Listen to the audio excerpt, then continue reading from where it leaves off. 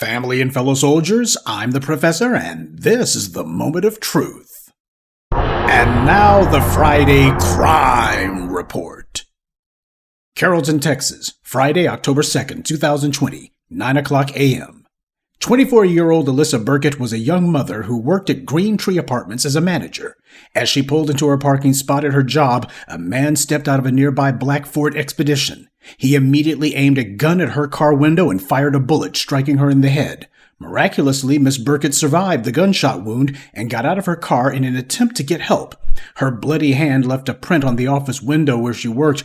Her co-workers inside were terrified to come out to help her because this was an active shooter situation. And the gunman, seeing that Burkett was trying to get away, chased after her. He then pulled a hunting knife and savagely butchered Alyssa Burkett, stabbing and slashing her 44 times. Only when he was sure she was dead did he then leave the scene. Police found Burkett on the front steps of the apartment's main office. She was being treated by her co-workers. Witnesses told police the assailant was a man about 6 feet tall, weighing about 150 to 170 pounds, wearing all black clothing and a face covering. Two of the witnesses, though, said that they had actually seen the side of the killer's face. They told the police he was a black man. Well, that's an open and shut case right there. These white supremacists are always posting their copy and paste memes claiming that black men are responsible for all the murders in America. So the cops don't even have to think about this one. Obviously, this was a black killer on the loose because the racists are never wrong. Except as usual, the anti-black racists are always wrong. Because not long after the murder, Alyssa's mother, Teresa Collard, arrived. When Alyssa's mother, Teresa, arrived on the scene, she immediately gave the police a name. And it wasn't a black man. It was Andrew Beard. I know he did this. He's an evil person. Oh my God. When she found out her daughter was dead, she immediately told the police there was only one person who could have done it, and he wasn't black. Burkett and Beard had been involved in a bitter custody battle over their 1-year-old daughter, Willow. Alyssa Burkett had been awarded custody of the child on September 30th of 2020, and now, just 2 days later, she had been murdered. Having a suspect, police began their search for Beard. Around 12 noon, they found him driving his white Ford F-150. In the truck was Beard's fiance, Holly Elkins, along with Willow. Rather than arrest him or even hold him for questioning, police instead told Beard that he was free to go, though they did tell him that they would need to be holding his pickup truck. One could only assume the police were still planning to put out an APB for that black man that they were hoping to find. During the course of the investigation, police had come into contact with Alyssa Burkett's current boyfriend, and this boyfriend told them he believed that Beard was tracking Burkett because he always seemed to know where she was. This boyfriend had also found a tracking device under his own car, and officers found a tracking device on Alyssa's car as well. Around 9 o'clock p.m., police searched Beard's home and found a GPS tracker battery and charging stations that matched the kind that they discovered under Burkett's car. Police decided to wait until the next day before searching Beard's white pickup truck. I guess they were still out hoping against hope that that black suspect they were looking for would materialize. When officers finally searched Beard's truck the next day, they found a diaper bag that had a grocery bag in it that was filled with several trash bags. One of the trash bags had a pair of work boots that were cut into pieces and had been soaked in what smelled like bleach. Another trash bag had a jagged kitchen knife, a flathead screwdriver, and 2 bottles of dark brown makeup liquid foundation. They also found a fake beard smeared with dark brown makeup. Officers also found a bag filled with makeup wipes that had a brown substance on them, as well as a small burned metal cylinder that was similar to the part of a makeup brush that keeps the bristles in place. It's not known whether the police ever called off their search for that black suspect. Legend has it they're still hoping to find him. In addition to the other items the police found in Beard's possession, they also found the silencer for a pistol. The same day, investigators found a 2004 Ford Expedition in an alley about 27 miles from the crime scene, but less than a mile from Beard's home. Now, this was on October 3rd, 24 hours after the murder, when they finally did their jobs. But of course, when the defendant is not black, they give them all kinds of leeway, so Andrew Beard had been on the loose this entire time. It wouldn't be until 2 days later that an arrest warrant would be issued for him, and when he found out, rather than send SWAT to get him, rather than put out an APB for this murderer, they instead waited until he chose to turn himself in. During this time, Beard's fiance, Holly Elkins, spoke to the Carrollton police, and she told them that Beard had been at home with her on the morning of the murder, and that she would have known if he had left the house. Andrew Beard spent 2 weeks behind bars before he bonded out. Carrollton police decided to hand the case over to the feds. The unregistered silencer that they found in Beard's possession gave the feds the opening they needed to take over the case. Andrew Beard had only been out on bond a week before the feds rearrested him and charged him with cyber stalking using a dangerous weapon resulting in death. In June of 2022, Andrew Beard pleaded guilty to those charges. Ordinarily, one might think that was the end of the story, but as it turned out, as part of Andrew's plea deal, he agreed to drop a dime on his fiance, Holly, claiming that the whole plot was her idea, especially the blackface makeup part. In an interview with the FBI, Andrew Beard told them it was, "You're going to wear this dark makeup. That was her plan. That's how it's going to be done." In May of 2023, Andrew Beard was sentenced to 43 years in federal prison. The FBI would spend the next year building a case against Holly Elkins. The first place they started was with her internet searches. The Carrollton police had already gotten Google to hand over her internet search information, and it turned out that after Holly Elkins had spoken to the Carrollton police and claimed that Andrew Beard had been with her on the morning of the murder, she had then gone immediately home and made internet searches about whether she could be brought to court if she had a psychiatrist note. Vulnerable patients going to court, contact psychiatrist in Dallas, and can I not be subpoenaed to jail if I have a mental issue? Seems she wasn't just supplying Andrew with an alibi, she was also trying to manufacture her own. Well, in addition to those searches, as part of the feds' investigation into Holly Elkins, they found a Walgreens receipt showing that she had bought the dark makeup used in the crime. As it turned out, Holly Elkins was not only neck deep in the murder of Alyssa Burkett, but she had also helped to plan and carry out a months-long harassment campaign against Alyssa and her family members, too. You see, Andrew Beard had begun his relationship with Holly in April of 2020. That summer, Holly had moved into Beard's home, and clearly she wanted to replace Alyssa Burkett in all but name, even going so far as to wanting to raise Willow as her own child. Holly was only too eager to eliminate Alyssa and to begin her dream life with Andrew, raising their daughter. But apparently Andrew wasn't quite so enthused. So Holly began sending Andrew a number of emasculating and condescending messages, saying things about Alyssa like, "Your baby mama owns you," and "You continue to put baby mama first," and "You choose to be, I don't know, for the lack of a better term, submissive to her." So she was emasculating and provoking someone who she already knew was potentially violent. Holly's plan was to manufacture incriminating circumstances against Alyssa so that they could terminate her parental rights and get full custody of Willow. So Holly and Andrew conspired to place a tracking device on Alyssa's car. Elkins then called 911 under a fake name, falsely reporting the car as driving erratically. In August of that year, Elkins had made scratches on her own chest and then falsely reported that Alyssa's mother had attacked her. Elkins even hired a private investigator to dig up dirt on Alyssa and her boyfriend, but the private investigator testified in court that he didn't find anything. But the topper had to be when in September of 2020, Elkins and Beard planted drugs and a gun in Burkett's car. Andrew then called the police using a fake name and claimed that Burkett was selling drugs to black men. So this fixation on involving black men as part of their criminal hoaxes is a running theme.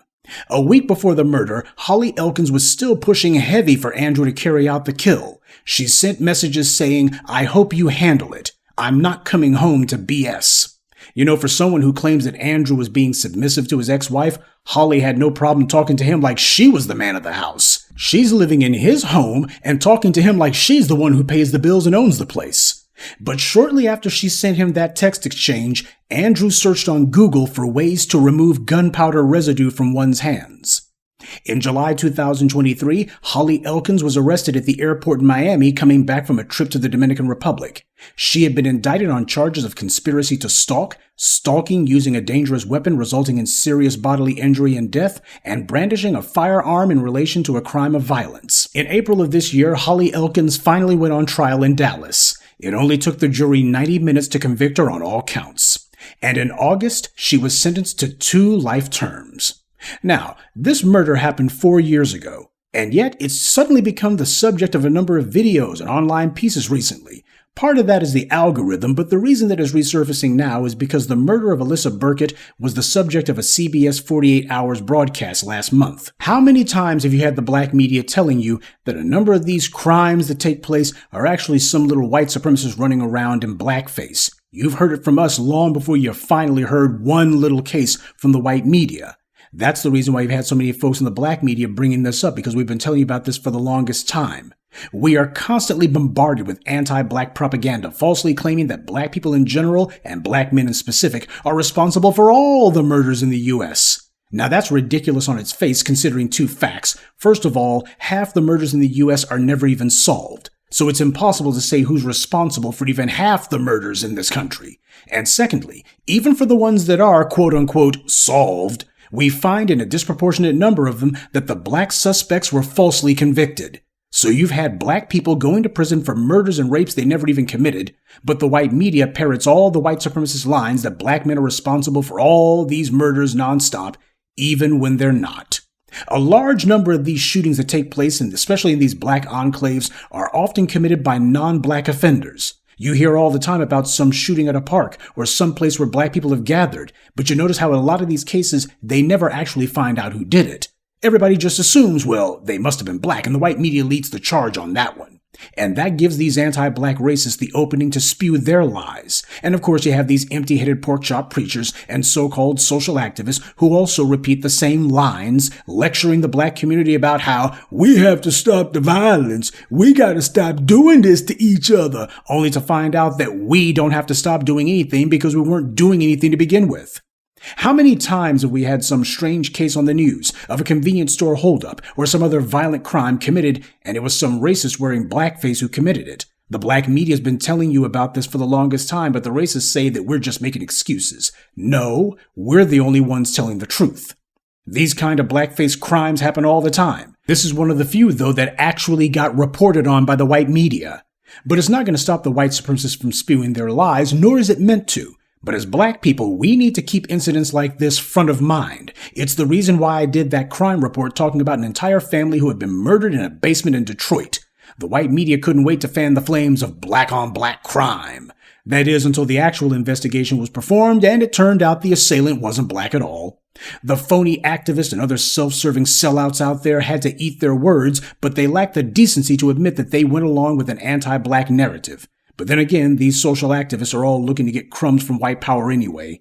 As this crime report details, Holly Elkins had made framing a black man into part of more than one of her criminal hoaxes. And why would she and Andrew do that? Because they know that the laws in this country, and especially law enforcement, is color-coded. If the police see a black person, they are far more likely to stop and harass them without cause, as they did Elijah McClain when they murdered him. Criminals like Elkins and Beard depend on the open, blatant racism of the police to give cover to the murders they commit. And the police and white media try to feebly make it sound like the cops in Texas in this case, they're just so principled. See, they saw through the scam. They weren't about to go along with the idea that a black man had to be guilty just because somebody said so. Because, see, they're not racist at all. That is BS. They let Andrew Beard go right after they caught him. They didn't even bother to search his vehicle until the next day. Even then, they didn't even bother to go and get the guy. They let him turn himself in. And the cries and anguish of Alyssa's mother wasn't enough to make these thugs in blue put aside their anti-black fixation long enough to focus on the most sensible and obvious suspect they had at hand. They heard black, and that's all that mattered. It's just like the case of Tyrone McAlpin, who was violently tased and beaten by police outside of a Circle K in Phoenix, Arizona, even though Mr. McAlpin's deaf and has cerebral palsy. And why did the police violently assault this black man and then lie about it afterwards? Because they had originally been called out to that location in response to a report of a white man who had been causing problems at the store and who had refused to leave. Now, the police knew that they were looking for a white man, and they stopped the white man in front of the store.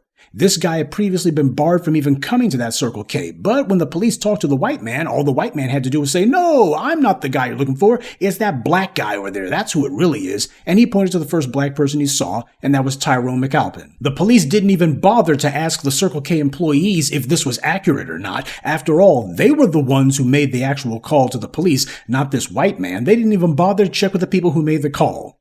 All they needed to hear was black man, and like Pavlovian dogs, they said, forget about this white guy. It has to be this black one over here. And Tyrone McAlpin is hardly the only instance of the police being shown where they were called in response to a white offender breaking the law, and they immediately ignore him and say, we're going after the first black person that we see. This is common. This is normal for the thugs in blue. This is how the police are, including in Carrollton. This is what Holly Elkins and Andrew Beard knew and what they were counting on. and for a while, it almost worked. But understand, instances like this one where the police don't go and arrest the first black person they come across are the exceptions, not the rule. It's far more likely that the police out there just weren't able to find a black man immediately, as opposed to they weren't looking for one because they saw through the scam. Holly Elkins was so emboldened because, like Amy Cooper in New York, she was counting on the blatant, all-pervasive racism that the police brag about and proudly practice to cover her crimes. And in most cases, she would have been right. Now, if the police weren't such psychopathic anti-black racists, do you truly think that Holly Elkins would have even attempted this? Her entire murder plan, just like Andrew's fake drugs hoax, was based entirely on her being conditioned that all she has to do is say black man, and the police will automatically zero in on that to the exclusion of all else. And why not? The police have an unbroken track record of doing exactly that. Anti-black racism is not just a threat to black people, but is also a threat to white people as well, even if they don't know it. White society needs to understand that it's not some victimless crime when they allow the police to carry out their nonstop harassment and frivolous, if not false, arrests of black people, and to try to justify it by pushing the lie that, well, black people commit all the crimes. That lie nearly allowed the murderers of Alyssa Burkett to get away with it and to get custody of her child. All of these people who you see pushing these anti-black narratives, they know that what they're saying is more or less a pack of lies, but they also know that they rely on the open, violent anti-black racism the police practice as one of the racial perks they get in this society. A black man accused of murdering his wife would never have been released by police right after they pulled him over, and he certainly would have been charged that day and not given bond at all. The movement and activities of the dominant society are never infringed upon because that's one of the tangible benefits bestowed on those classified as white. It's black people who are stopped and harassed constantly. The dominant society may think that it's cute because it solidifies their racial privileges, but as this case shows, in the end, they ultimately wind up paying the price. And that's this week's Friday Crime Report. Keep your eyes open and stay on alert, because there's a lot worse criminals out there than the ones the white corporate media chooses to show you. Good day, and be one. I'd like to take a moment to mention some of our contributors: David Williams, Bobby Jackson, Suleiman Alaji, Norma Anthony, and Mark Singleton. Salute to them and thank you to everyone for listening, liking, and sharing this message. Black empowerment only exists because of you.